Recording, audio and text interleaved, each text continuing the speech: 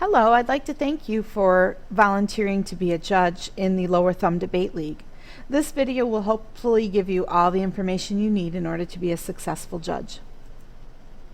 Your first step as a judge is to check in. Please be at Frankenmuth High School by 3:45 all nights that you are judging. At 3:45 the first night, we will have a meeting in the library. And then your first night will begin at 4 o'clock, your first debate round. All other afternoons that we're debating, 3:45 is when the first round is scheduled to start, so please be here by that time. If you are hired by the Frankenmuth School, please pick up a folder at registration table outside of the library that will have all the materials that you need. All other judges should find the coach who asked you to judge, and that coach will have all of your judging packet. There are a few places that you're welcome to congregate around the school. In the cafeteria, you'll find all of the students who are debating, but you're welcome to be in there as well. In the teacher's lounge, you'll find coffee, snacks, and dinner when dinner time rolls around. So you're welcome to be in there anytime. And also in the library, if you're looking for a more quiet place to be, as long as there are no other activities in the library, you're welcome to sit in there for a quiet place. When you check in, you'll be receiving a schematic, which serves as our schedule for the night, and that will tell you what rooms to go to when. The first thing you should notice is that there is one side of the schematic dedicated to the novice division and one to the open division. You could be a judge in either division, so please check both sides every night for your number. Your judge number will be given to you by either the coach who hired you, or it will be on your packet, and you are to look for that on the schematic. If we look at the sample schematic at the bottom of the screen, you'll see that there's a column labeled JUD. That is the column where you are looking for your judge number. So let's say your judge number is 8. You will find judge number 8 in that column and go to the far left to see what room you're in. So judge number 8 in round 1 will be in room 25, judging AF Team 2 and Neg Team 6. The second round of each afternoon will be a little more confusing on the schematic. That's because there's only 2 columns. That's due to the fact that the AF team does not move within the afternoon. So the AF team will be in the same room both rounds. So in room 25, you'll have AF Team 2, and for round 2, the negative school 2 and the judge 9 will be meeting in room number 25.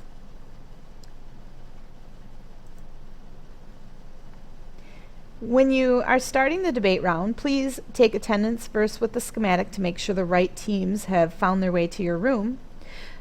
If one of your teams does not show up, please wait approximately 15 minutes, and if you're still missing a team, please either come to the tab table yourself or send one of the students to the tab table to alert the tab staff. At that point, the tab staff will tell you whether that team is going to be coming or not. In general, if they haven't come for 15 minutes, it is a forfeit, and the team who did show up wins. Ask the students to fill out the ballot at the top. So they should fill in their names and their speaking positions, so that you will have them. In an alternate, you can of course fill those out yourself, but I think it's easier just to hand it to the students. The 1A student will begin with the 1AC speech, and please be sure to time all of the speeches very carefully. There's a list of the speech orders and the speech times in the packet that you received when you register. Please give students a time remaining signal of some kind several times during each of their speeches. A time remaining signal could be anything from a time card, an index card that you hold up that has a 5 on it that tells them that they have 5 minutes remaining in their speech. Or it could be a hand signal. So you hold up 3 fingers when they have 3 minutes remaining in their speech. It could even be an oral signal, such as saying the word 2 when the student has 2 minutes remaining in his or her speech. Once time expires for a speech, please don't allow that student to continue much farther. You can allow the student to finish the sentence that they are on, but please don't let them go any more. During the debate round, as a judge, you're expected to flow the debate, which means take careful notes. These notes won't be turned in or checked in any way, but it's generally a good practice to take notes so that you're not relying on your memory at the end of a long debate. Remember that the burden of proof is on the affirmative team. They are, in fact, prosecuting the status quo if we look at a courtroom analogy. They're going to present a plan of action on how to fix some harm that's occurring in the way we do things now. Once they present that plan and their case, which is all the reasons that support it, the negative team will try to prove that either we don't need the plan or that the plan is a bad idea. If the negative team can win one or more key argument, or stock issues as we call them, the negative team really should win the debate. The stock issues that the affirmative team will be trying to prove would be harm, there is a problem that needs to be solved, inherency, something is causing this problem to continue, and it won't fix itself. In other words, we need the plan to fix the problem. And also solvency. The AF plan will solve the problem, so they'll be providing some sort of evidence or research that cites that this plan will be effective. The negative team, of course, will be trying to disprove all three of those. So they'll be trying to prove that there is not a problem, that this problem would fix itself if it does exist, and that the affirmative plan is not going to be successful in solving. Two other stock issues that you should be concerned with would be topicality and disadvantage. Topicality is the question of whether the affirmative plan was truly an example of the resolution. The resolution is printed on one of the sheets in your judging packet. The AF plan needs to fit that resolution, but it's not as obvious as it may seem. The negative team will try to prove that one or more of the words in the resolution don't fit the plan. So for instance, substantially or increase. Substantially, what does that really mean? The negative team will argue that the affirmative team has not substantially made an increase in an investment. Or they'll argue that they haven't truly increased anything. So the topicality arguments are often very minute, but still an important issue if the negative team really handles it well and explains it well. If you believe that the negative team has explained and proven their topicality argument, then technically the affirmative team should lose on the basis that they did not fit the resolution at hand. Another stock issue is disadvantage. The negative team will try to prove that the affirmative plan is going to cause some sort of major disadvantage to occur if we pass that plan, and that the disadvantage outweighs any sort of good that the plan would bring about. So if the negative team does manage to prove that there is a unique disadvantage brought about by the AF plan, and it's worse than the harm that the AF plan is solving, then the negative team should win the debate.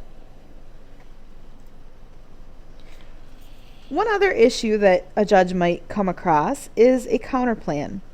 These aren't especially common, but you might see one. A counterplan is a plan that's presented by the negative team as an alternative to the affirmative plan. A few things to know about counterplans. There's a lot to them, but a few things to know is, one, it has to be non-topical.